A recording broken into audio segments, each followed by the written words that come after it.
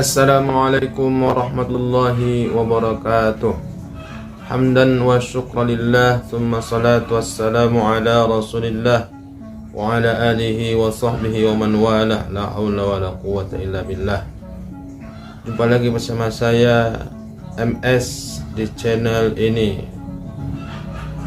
Bayangkan bila kita hidup di sebuah negara di mana hampir semua aspek kehidupan diatur oleh pemerintah, mulai dari pekerjaan, pendidikan hingga cara berpikir pun dibentuk oleh ideologi negara.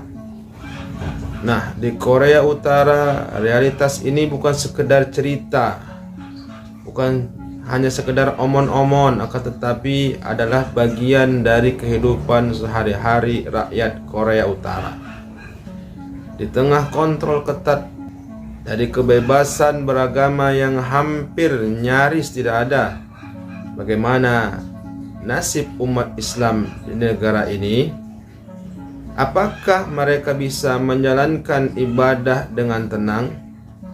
Apakah umat Islam bisa menjalani Ramadan di negeri Korea Utara yang hampir tertutup rapat dari dunia luar? Mari kita telusuri kisah mereka, sekelompok muslim kecil yang tetap mempertahankan keyakinannya di salah satu negara paling tertutup di dunia, yaitu Korea Utara, yang dipimpin oleh seorang presiden bernama Kim Jong-un. Saudara, Korea Utara bukanlah negara yang terkenal dengan keberagamaan agama. Sejak Perang Korea dan berdirinya negara ini pada tahun 1948, sistem politik yang dianut adalah justru sebuah ideologi yang menempatkan pemimpin negara sebagai pusat dari segala aspek kehidupan. Begitulah kenyataannya di Korea Utara. Menurut data yang tersedia, jumlah umat Islam di Korea Utara amat sangat kecil sekali, bahkan sulit dipastikan dengan angka yang pasti.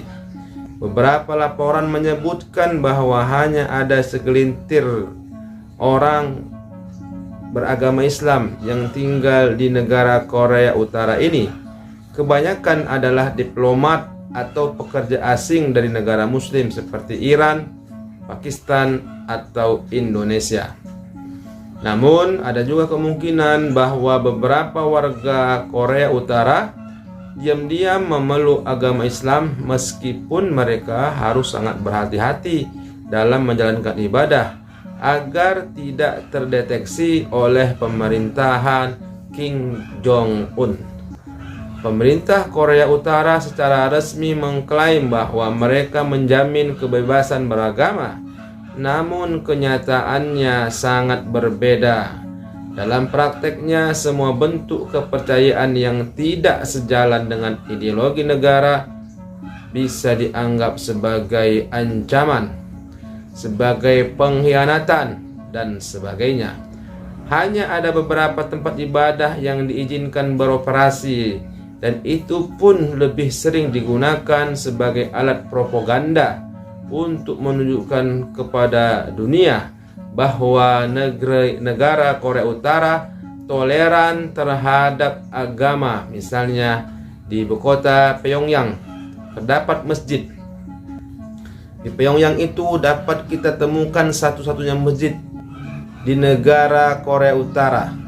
Namun masjid ini bukan untuk warga lokal, melainkan khusus untuk komunitas muslim asing, terutama para diplomat dan staf kedutaan Iran dan Pakistan.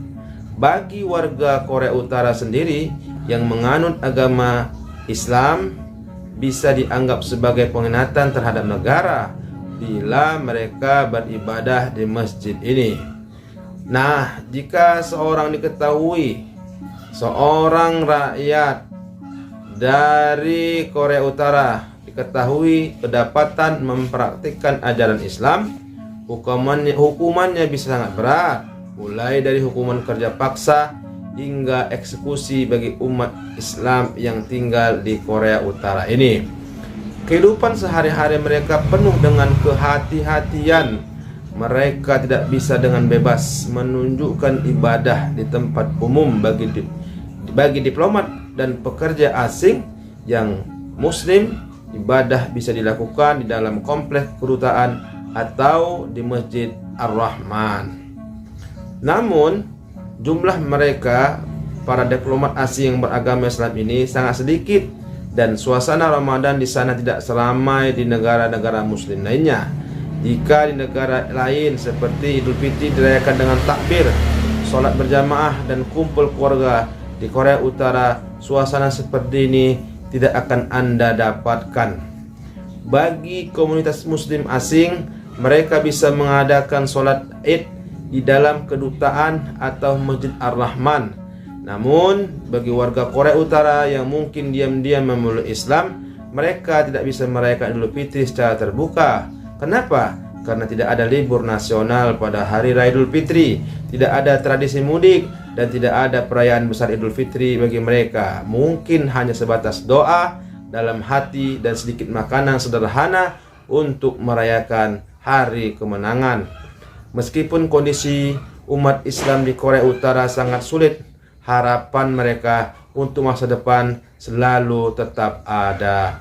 Jika suatu hari nanti terjadi perubahan dalam sistem pemerintahan di Korea Utara ini, ada kemungkinan bahwa kebebasan beragama akan lebih dihormati. Beberapa analisis berpendapat bahwa jika Korea Utara mulai membuka diri terhadap dunia luar, maka akses terhadap informasi dan agama juga akan lebih mudah bagi warganya. Mudah-mudahan Korea Utara bisa membuka diri dan memberikan kebebasan kepada